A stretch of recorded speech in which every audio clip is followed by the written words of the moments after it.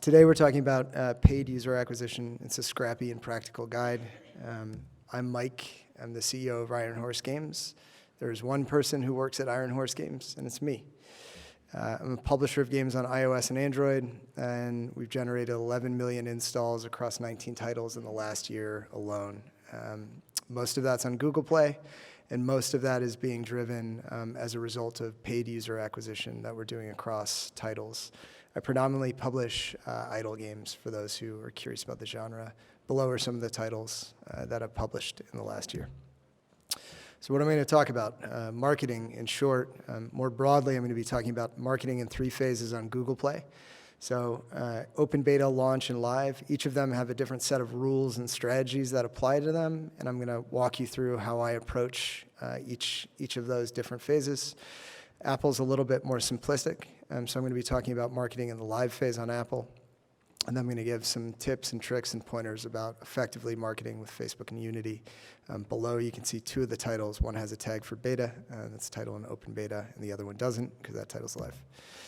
So I'm focusing on Google Play primarily today, and the reason why is pretty self-explanatory. Google Play organic installs are significantly larger, in my experience, than Apple's organic installs. This means 2 things practically when you start thinking about it from a marketing perspective. The first is, and the most positive is, your return on investment can be significantly higher from your user acquisition on Google Play relative to Apple. The not so rosy scenario is that you have more of a safety net on Google Play than you do on Apple, as organic installs that are generated from your marketing spend can help save your bacon if you find that your marketing campaigns aren't net neutral or ROI positive. So a quick overview about open beta for Google Play. So in the past, open beta used to be treated as a test market. It's really, really important that you don't continue to do this. If you need to do bug testing, you need to make sure in-app purchases or ads are working. Do a larger closed beta on Google Play and get users in to make sure that it's stable. The reason why is that the users that you can generate in open beta are significant in terms of both the volume but also the value that they drive. So wasting those users on a game that either isn't stable or you're not quite sure about monetization and retention or your ads aren't particularly working well is a huge missed opportunity. Open beta is a really important period for Iron Horse Games, so don't waste it. The second one is keywords. Keywords are one of those things that everyone talks about quite a bit, and they're really important, particularly in open beta, and it's a critical part of the strategy for open beta. So that strategy, and I'm going to walk through each of these steps in turn, is the most complicated thing that we're going to talk about today. But it has a lot of value to it. So the first is choosing and optimizing the keywords that you're going to use for your game. So we'll walk through how you do that. Then you're going to be marketing your game to increase organic installs from those keywords. Specifically what you're doing is you're marketing your game to increase rank on keywords, which then generate more organic installs. And then you're compiling all these results together to make a pitch to Google Play for featuring in early access. And for folks who don't know, in open beta there is a feature that you can get, and it's an early access collection. So it's a list of games that the Google Play team is deemed worthy of featuring. So you get significantly increased exposure and installs as a result of it. But the important thing is you have to make a case as to why they should feature the game and support you. So how many installs can you get from ASO? On a title that had no early access feature, 7,000 out of my 13,000 installs that came into the game organically in a month came from search traffic. On a title that did have an early access feature, 15,000 out of 31,000 organic installs came into the game in a month. What's important to note here is the volumes aren't, they're nothing to write home about yet, but the quality is. Search and ASO installs are the most valuable users that I've acquired in my game in open beta. So they are every bit as valuable as users that I've acquired via user acquisition, and they're significantly more valuable than organic users, particularly when you start looking at early access featuring, which means you get a lot more traffic. So talking about the steps of how to actually do this. The first one is choosing your keywords. This one's pretty basic. When you're trying to figure out which keywords to use, I typically use a combination of common sense and then also look at what my competitors are doing. So from a common sense perspective, if you have a tower defense game, there's a pretty good chance that you want two of your keywords to be tower and defense, tower defense combined. I know it's a shocking revelation, but those are some keywords that you should chase after. Figuring out which keywords are good is a whole nother matter entirely, and this requires quite a bit of trial and error. So you can use Sensor Tower, and I use Sensor Tower, and there are a number of tools out there that are free. Sensor Tower is free up to a certain point. But essentially what they do is they give you an approximation of the amount of traffic that you can get from a particular keyword. And then they can also show you the difficulty. So if it's a 9 or above, it's going to be really challenging to get to rank in that keyword. Typically from a traffic perspective, you want to be 5, 6, 7 is usually a pretty good rate there. You also want to be choosing 3 to 5 different keywords to focus on. The reason is a little depressing. It's because most of your keywords aren't going to work. The reality of it is each game's a little bit different, and when somebody's searching tower defense, they may not choose your game based solely on the icon or some strange thing that you did with the title, so you need to hedge your bets and have a couple keywords that you're focusing on because most of them aren't going to work out. So optimizing your keywords.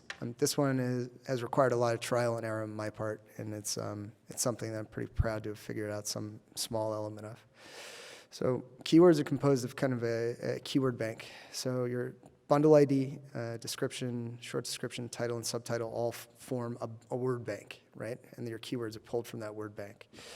And what you want to be focusing here on is not the number of times you're mentioning a keyword, but the density of that keyword relative to the overall number of words in your description. For instance, this is my game, Uncivil War below, and the word card has a density of 3%. It's like 3% of all words in that keyword bank is card.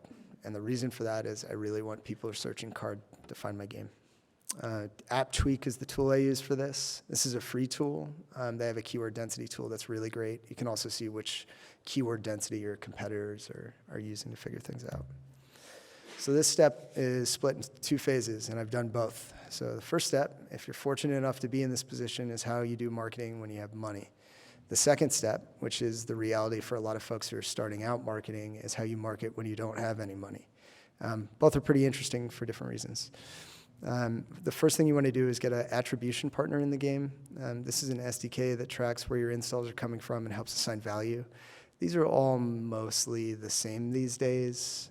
Adjust, Kochava, AppsFlyer, they all more or less offer the same types of services. The key difference is the level of service that you get from the partner relative to the size of your business. So for me, when I started, I was a very small business, and I'm used to being ignored when you're a small business. I think folks can relate to that. That never happened with AppsFlyer. I'd have very basic questions. They would always answer it as if I were a $1 million partner. I'm paying them a huge amount of money. So I can't endorse them strongly enough. I think AppsFlyer is great. I use Facebook and Unity to start my campaigns. There are a couple reasons for this. 1, the traffic's high quality, and 2, it's under your control. You don't have to talk to anybody at Facebook or Unity to kick these campaigns off. You can just do it yourself. And with AppsFlyer, you don't have to put in the Unity or Facebook SDKs or any of that stuff. You can just put AppsFlyer in, and then it takes care of the attribution piece for you. Typically, you're spending $50 to $100 a day, so you're not breaking the bank here to acquire these users. Targeting should really be focused. 1, you can only do targeting on Facebook at the start, and then 2, it should really be focused around the types of users that are in the genre of game that you're working on.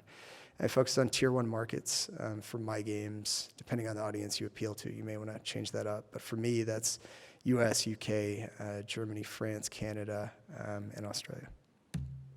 So how do you market without any money? There are 2 ways to do it. In my experience, I've done them both. The first one is you can get an integration bonus.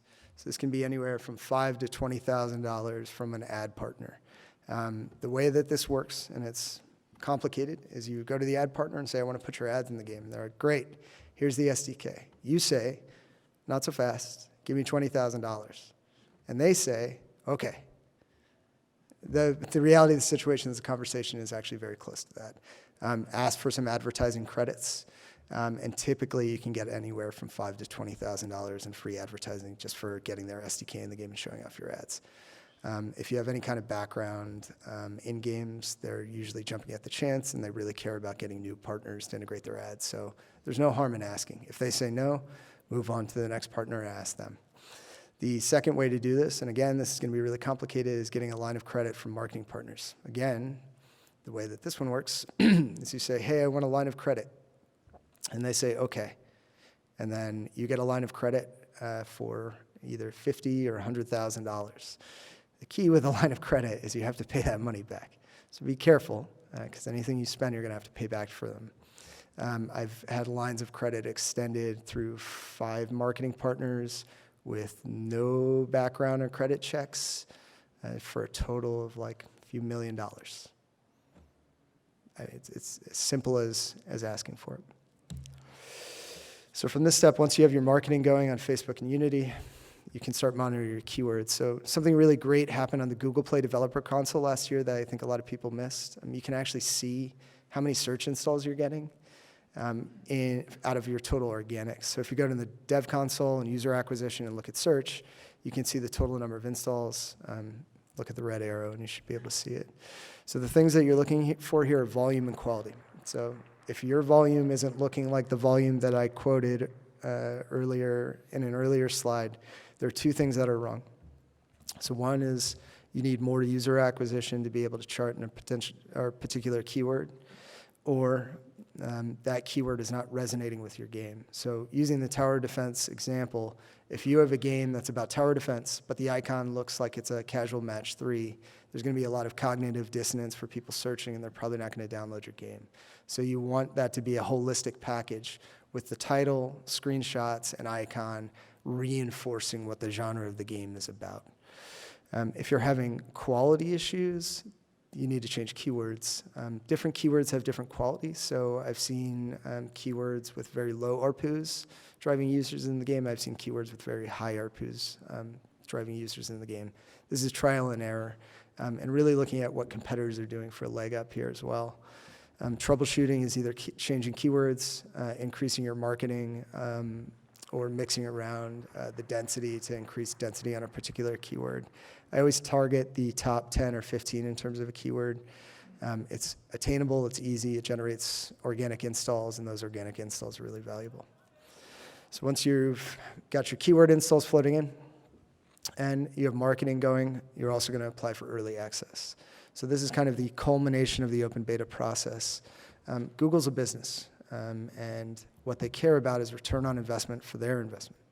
So when they're thinking about where they're going to put their features, what they're really choosing is like, well, does Mike have the game with the highest ARPU this week? And is he supporting it as fully as these other partners are?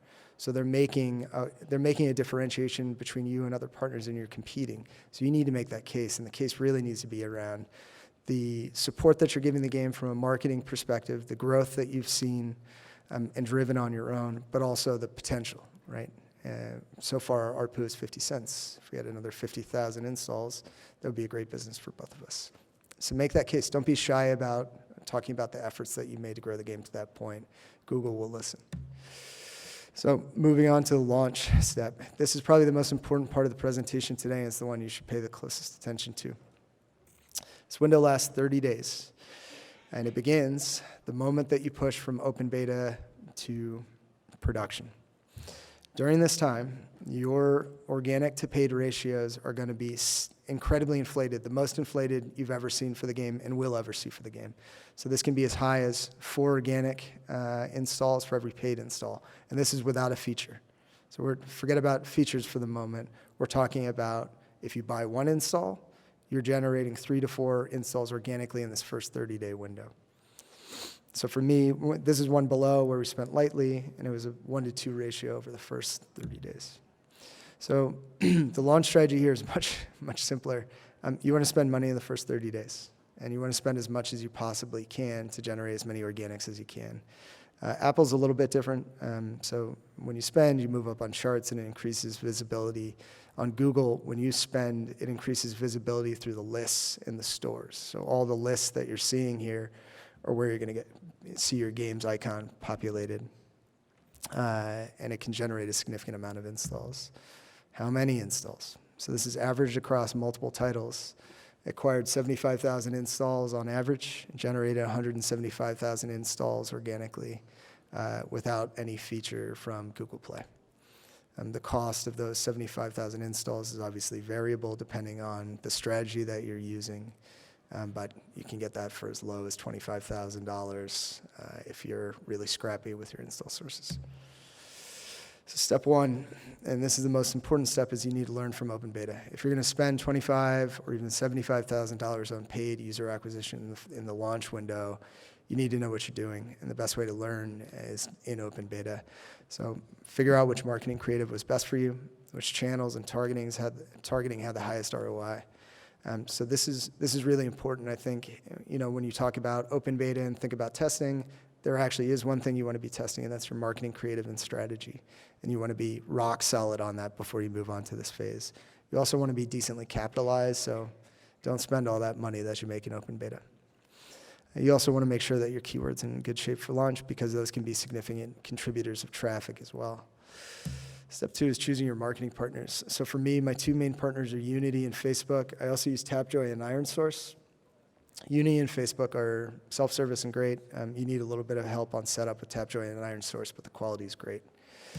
So I'm going to go through Unity and Facebook in detail with some tips, but first some facts. On Unity, it's not going to exceed your budget or your bid.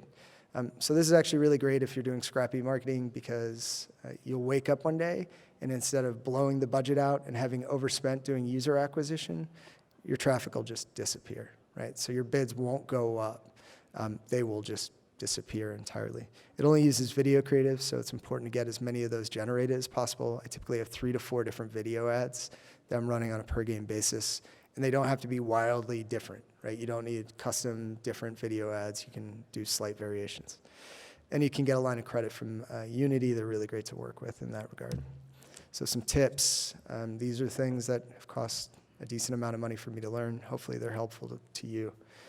So blind bidding around your ARPU. In the launch window, you have such an increased volume of organic installs as a result of your marketing that you want to be driving as much paid acquisition as you can. So blind bidding is a great way to do that. So if you have a 50-cent ARPU from Unity users and you know that from open beta, you may be able to drive, let's say, 10 installs at that 50-cent bid, right? You may find that if you bid a little bit lower, so blind bid down by 10 cents, see what happens. Maybe it's the same. Maybe you get 50 installs for that. What I've found is that if you increase that bid to 75 cents, 80 cents, 90 cents, you can see multiples of installs. So there are these kind of weird hidden trip lines on Unity around bids that can unleash way, way larger volumes of traffic than what you would see if you just bid around your ARPU. And you may make that calculation in your head to say, you know what, it's better for me to lose 10 cents on a user during the launch window if I'm driving 3 or 4 organic installs for every user. Like you're comfortable with that trade-off. But the only way to know is really to play around with that bid per geo, particularly in the US. Slight creative variations. So one of the things that most people who are doing paid user acquisition struggle with is a rise in CPI. This is natural. People are getting exposed to your ads. They become less inclined to download them if they passed on your ad creative the first time through. A great way to fight against this isn't to increase your bid. It's to add new creative. Even if that creative performs poorly relative to your main video, adding new creative artificially triggers Unity's system to give you an impression bump. Because from Unity's perspective, what they're saying is, well, I want to give this ad a good shot. They don't know if it's a bad ad or not yet. They have to give you enough impressions to figure it out. So put up new video, you'll get an impression bump, you'll keep your bids the same, and you'll get traffic at the same bid without having to increase your bids. I do this a lot, and I do it with slight variations of my video creative. If you do it too much, you're going to hear from your Unity rep, and you really should experiment with your videos, but this is a great way around constantly raising your bids. Finally, share your session and revenue information. with Unity, because later on they can come up with some really interesting audience targeting for you that has higher ROI with more or less the same CPI. So their day 7 ROA campaigns are great. Folks aren't using those. Unity's got some really advanced targeting stuff that you should be checking out. Step 2, Facebook. So they won't exceed your budget, but boy, they'll exceed your bid.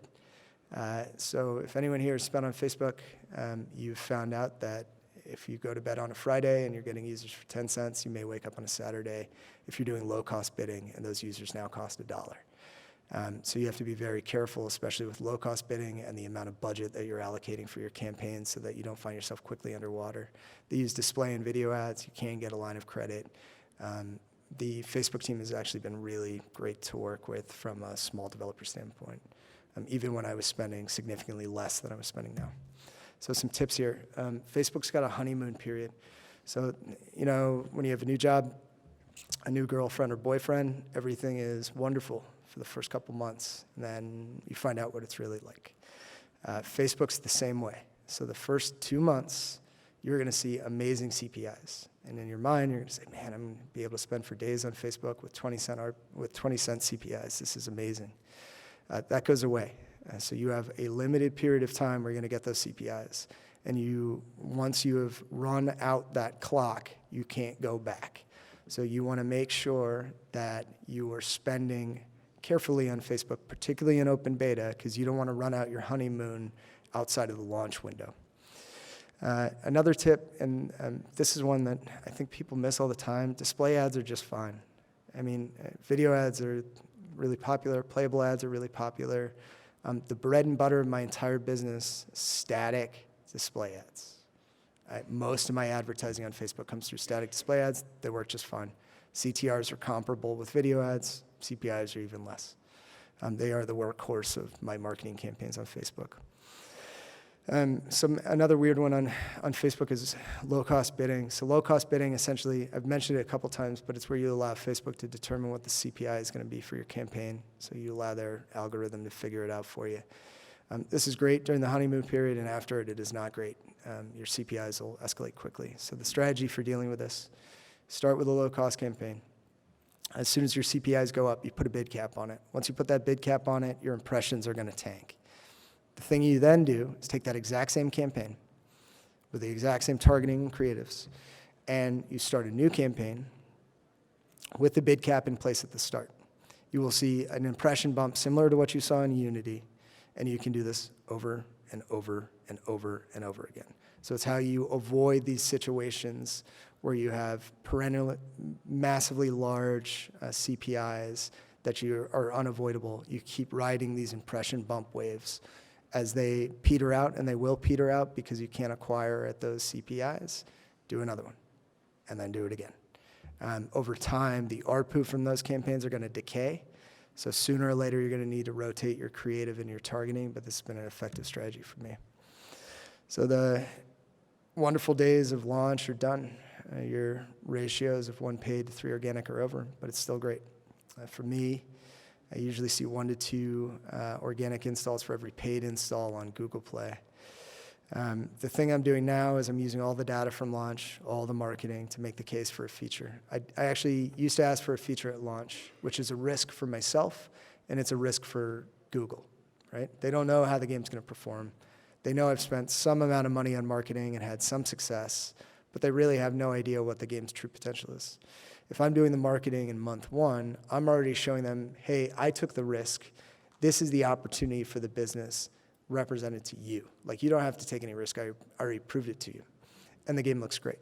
So I'd really love your support with a new and updated feature. This has been a strategy that I transitioned to 4 or 5 months ago, and it's been effective each time I tried. It's also really worth trying out new marketing partners. There's a lot of challenge to trying out and integrating new marketing partners, but it's really worthwhile doing it, especially on games that have been around for a while. Recently started marketing with IronSource on a few games that I've been marketing actively for the last 7 or 8 months, and it's like the first day I marketed. The ARPUs are great, CPIs are reasonable, so the only way you do that is to try marketing partners. I tried 5 other partners before I found one that works, so there's going to be a lot of churn in that process. But try a new one every month. Apple's different, unfortunately, in a bad way. So paid to organic ratios on Apple are 4 to 7 paid installs to 1 organic. So not awesome. I don't do any marketing on Apple until I've done a tremendous amount of marketing on Google. And the reason why is there is no safety net. So if you lose money on your campaign, you lose money, period. So with Apple, I use all the targeting and the ARPU targets that we're working on Google Play and take those over to Apple. It's been pretty effective. The key difference between Apple and Google is that chart positions matter. So the higher you are in games, the more organic installs you're going to see. Unfortunately, in my experience, it's not enough to compensate for the cost. So 2 months ago, tried an experiment.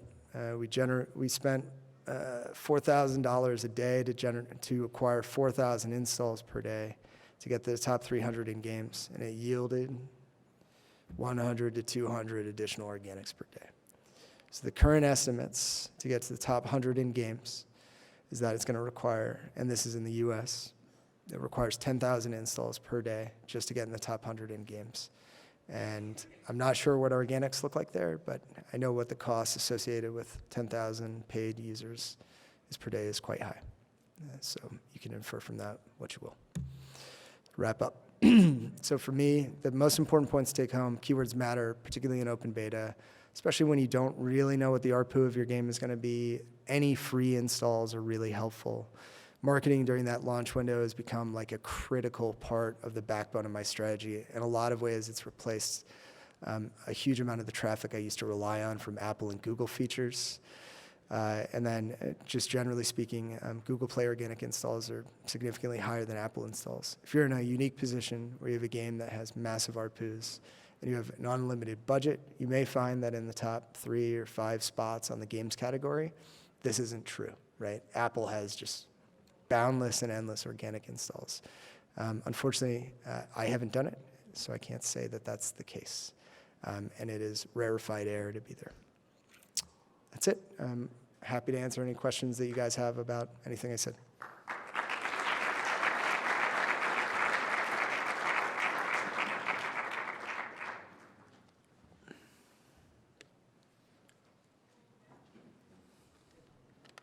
Hi. Hi. But I can hear you just fine. So here's the question. First of all, great talk. Thank you very much. Thanks for coming. Yeah, have you tested UAC or AdMobs? I have, What's your experience there? Yeah. So the question was, the microphone's not on. So I'll just. Oh, there we go. It's back on. The question was, have I tested UAC? UAC is great. The challenge with UAC is you have to make a pretty meaty commitment from a spend standpoint to figure out if it works. And really, it takes about 30 days of spend to figure out whether or not you're going to see ROI. So typically, for a UAC test, I'm bidding at $30 to $35 from an eCPM perspective. It doesn't come in at that, but the CPI is high to start. And then I'm spending about $1,000 a day, between $500 and $1,000 a day. If you drop your bid too low on UAC, you stop getting video ad views, and it's been my experience that video ad views are the thing that's actually driving user acquisition behavior. And then one other note on UAC, your ARPUs really need to be in like the $30 to $40 range, and your conversion rate needs to be 1 to 3%. For UAC really to back out. So you need to make sure depth of spend there is there, because I haven't really seen CPIs below like 275. Cool. Sure. Hello. Is that working now, or is the microphone even working, or I'll just yell at you? You can, just yell and I'll repeat your question. Okay. Just wondering if you've seen any shift in the past year or two as far as channels on Facebook go between Instagram and actual Facebook acquired users. Sure. The question was, have I seen any shifts in the last year or two after Facebook acquired Instagram? Yeah, I have. So you can't track this on Google Play, but you can track it on Apple. So Apple splits Instagram traffic out separately from the rest of your Facebook traffic, so you can actually see the return on investment for Instagram users. And in my games, it was not good. So I actually, while it increases the volume and impressions you can get from Facebook campaigns, the overall quality was decreasing. So on 99% of my campaigns, I don't target Instagram. And my Facebook rep yells at me all the time about it and says the traffic's great, but I just haven't seen it in the Facebook interface. You can't split it out on Google Play, but I'm kind of assuming that the quality is similar on Android and iOS. Yeah, no problem. Great talk. Thank you. I don't think the mic works. Great talk. Thank you very much. You were mentioning the honeymoon period when running ads. Is that honeymoon period reset per campaign or per game that you're advertising, or kind of what is that honeymoon period associated with? Sure. The question was, I mentioned the honeymoon period on Facebook ads. Does it reset per campaign, per account, per? Is there anything that resets it, basically, right? There are two things that trigger it. It's either 1 to 2 months with moderate spend, $20,000 to $30,000 in spend per month. You get about 1 to 2 months there. If you front load all that, which I've done on a recent campaign, that honeymoon period can be 3 weeks. So it can be really fast. So it's really driven by level of spend as much as time. I think that you can reset it with different ad accounts. So you might be able to game that system a little bit on the Facebook side, but I'd be careful with that too, because I'm almost certain it breaks Facebook's terms of service. Cool. Thanks for a great talk. For our game, the average revenue per iOS user is like roughly double Android. Have you seen similar things, and what do you do about that? Yeah, so the question was, ARPUs on iOS are 2x what they are on Google Play. So that's usually related to geo mix, particularly on Google Play. You're seeing a lot of Russian and Brazilian traffic organically, and you can't control that, right? So that traffic comes in whether you want it or not. And it typically doesn't have super high ARPU relative to what you're seeing in the US and Western European countries. If you break it out by Western geos, it's actually much closer. So when I look at US and Western Europe, and then I look at US and Western Europe on iOS, it's significantly higher. It's still higher on iOS than it is on Google Play, but the organics that I can generate with my marketing spend kind of make up for the fact that it's a little bit lower quality. Hopefully that answers your question. Awesome. Yes. Thank you very much. Great. I think our time is done. Is that right? I can't see you, but I assume you're saying stop talking. Okay.